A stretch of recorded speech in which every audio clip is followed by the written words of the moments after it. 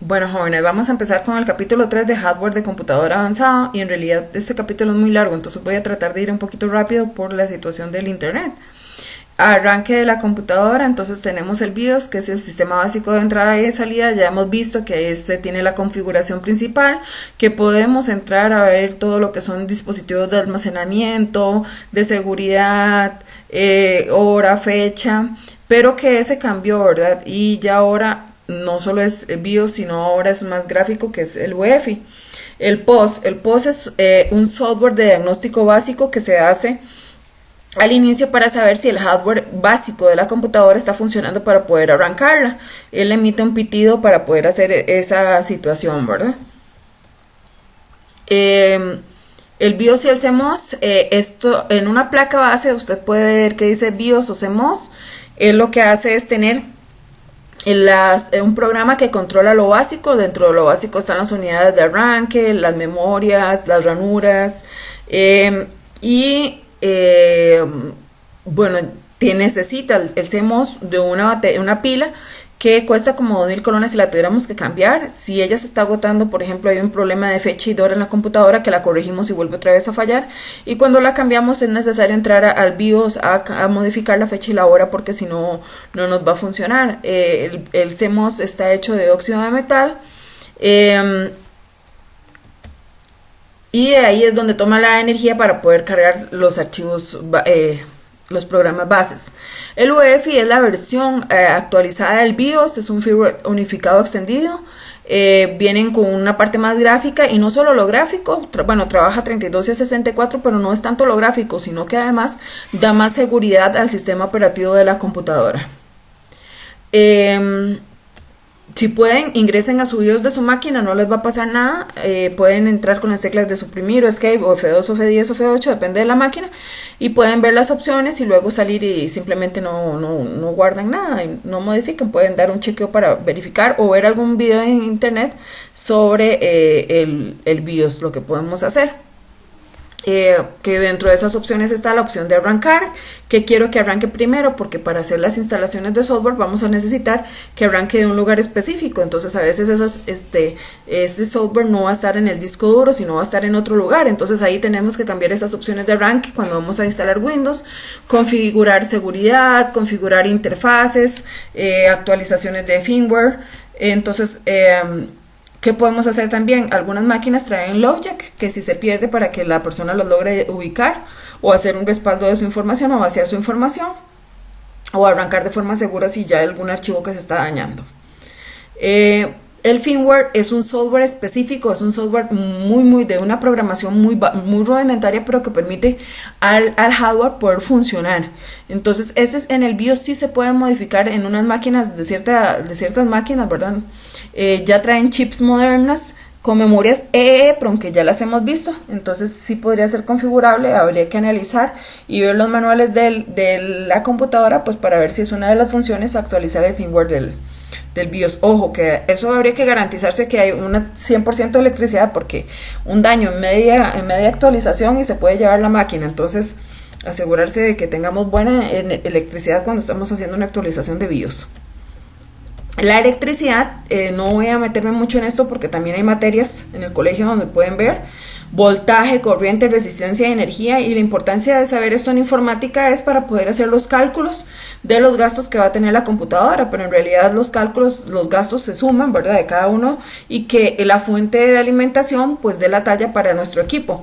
Voltaje es la medida necesaria para poder mover una carga, corriente se mide en I, son los amperios y son la cantidad de electrones que pasan por un circuito. Resistencia es esa oposición o resistencia que hay a la corriente de ese circuito. Energía se mide en vatios, en la W, y se requiere al trabajo de mover electrones a través de un circuito.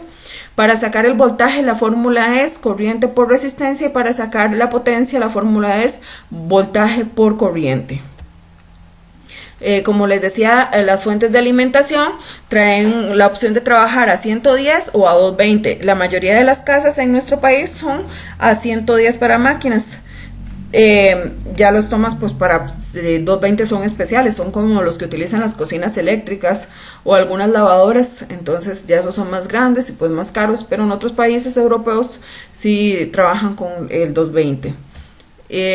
Tipos de fluctuación, bueno, la electricidad no siempre es fija, podrían haber apagones totales, bajas de tensión, ruido, picos de voltaje y sobrevoltajes y quemarnos la máquina. Por eso es importante contar con reguladores de alimentación y también con UPS que nos puedan dar alimentación ininterrumpible en el momento que nos quedemos sin electricidad. Por ejemplo, en nuestro laboratorio tenemos los equipos que no solo son UPS, sino que también traen para protector de voltaje, y así podríamos comprarlo dependiendo de lo que necesite.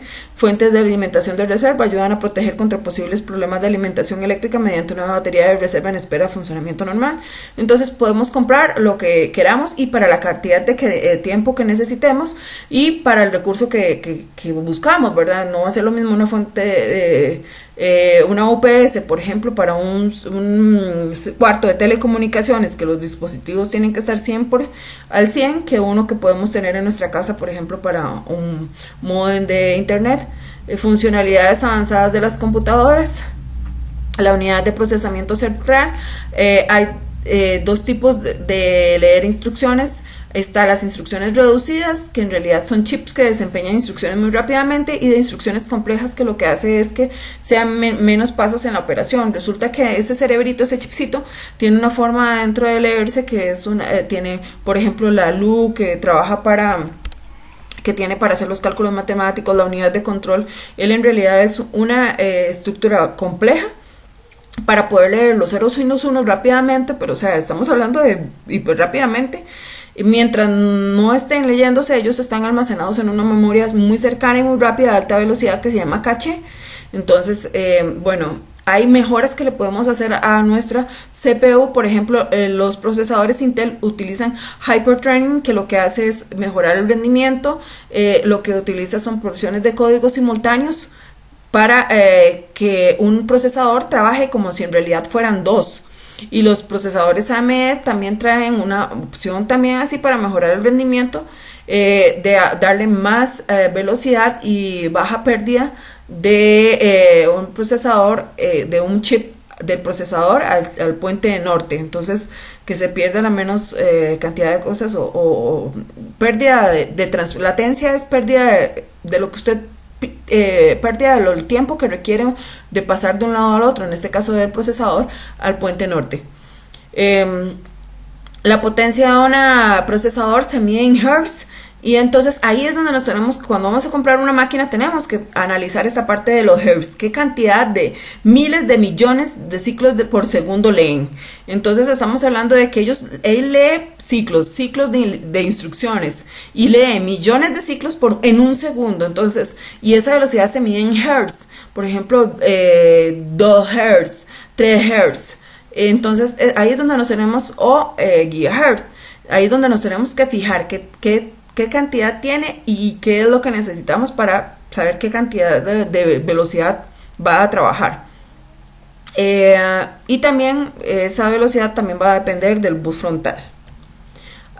También otra función que traen los procesadores es el overclocking, que el overclocking es la velocidad a que el procesador realiza esas lecturas o esos procesamientos. Ese overclocking se puede modificar. A mí me dijeron que no es una técnica recomendada en mi curso, y aquí lo confirmamos porque el procesador puede dañarse por estarle exigiendo más de lo que debería, y hasta se nos puede calentar. Entonces, aunque existe esta opción y hay gente que la utiliza, no es muy recomendada. La virtualización es una función que traen para ejecutar varios sistemas operativos en paralelo en propias máquinas virtuales, como si estuvieran ejecutándose en computadoras totalmente separadas. Entonces también me da la opción de virtualización. Multinúcleos. El núcleo es como un cerebrito, ¿verdad?, dentro del procesador. Entonces, a más núcleos, mayor cantidad de lecturas vamos a tener, mayor rapidez, ¿verdad?, en nuestra máquina, porque el procesador va a generar lo que un cerebrito haría, pues lo hace más rápido.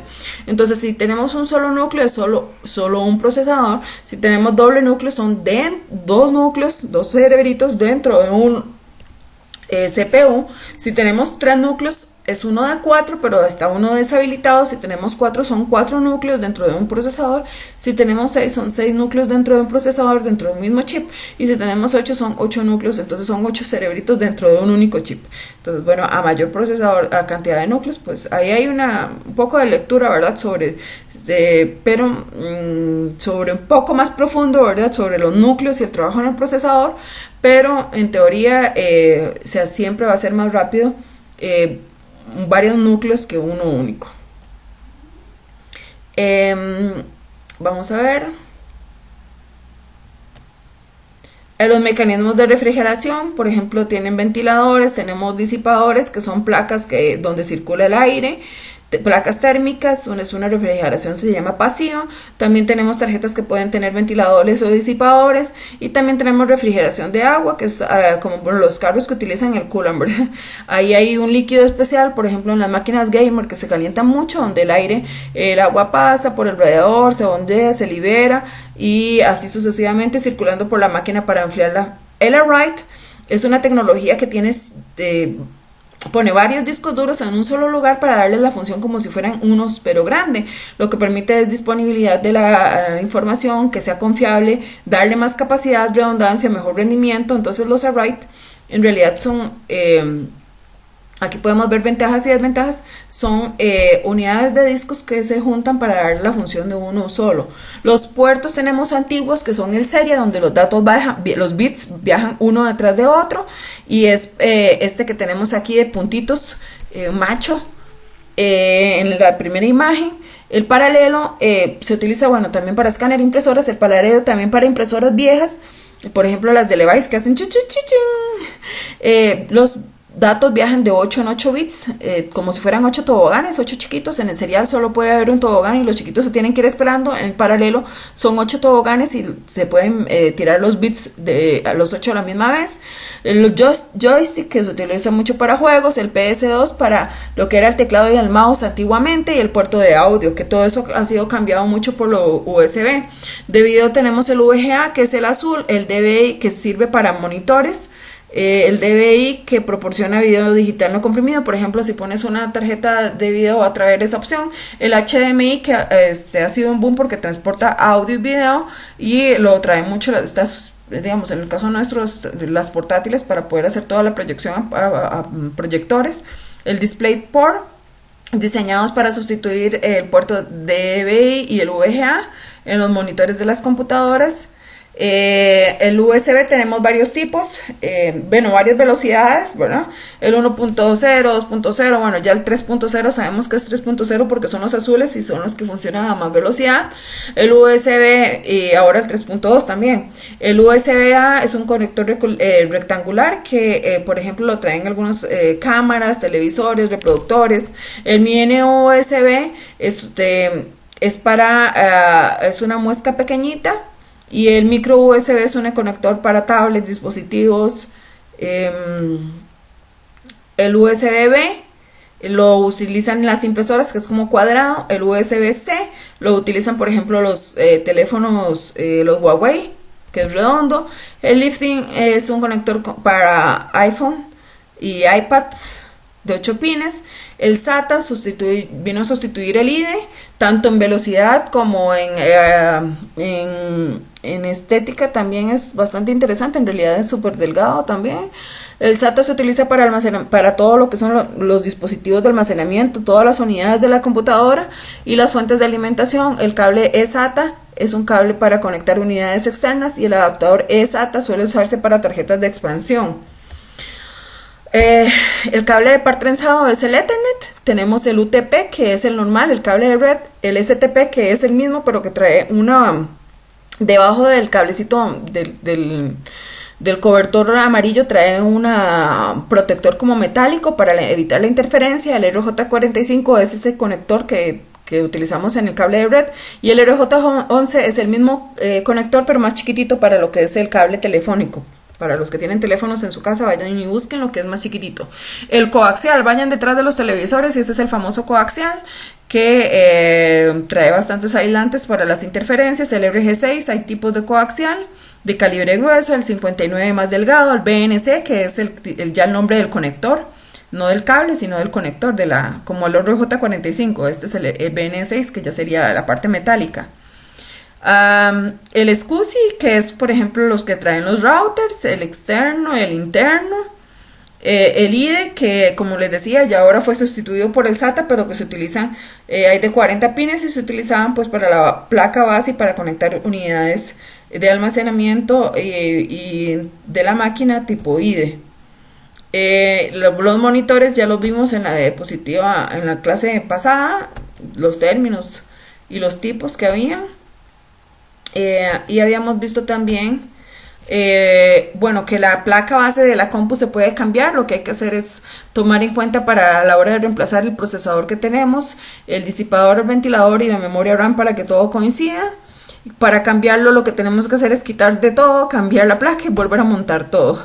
La actualización del procesador, él tiene pines, él tiene sus pines, hay una esquina que coincide específicamente con la placa, entonces para que tengan cuidado de no forzarlo a entrar como no es, y después aplicarle pasta térmica encima antes de ponerle el disipador para el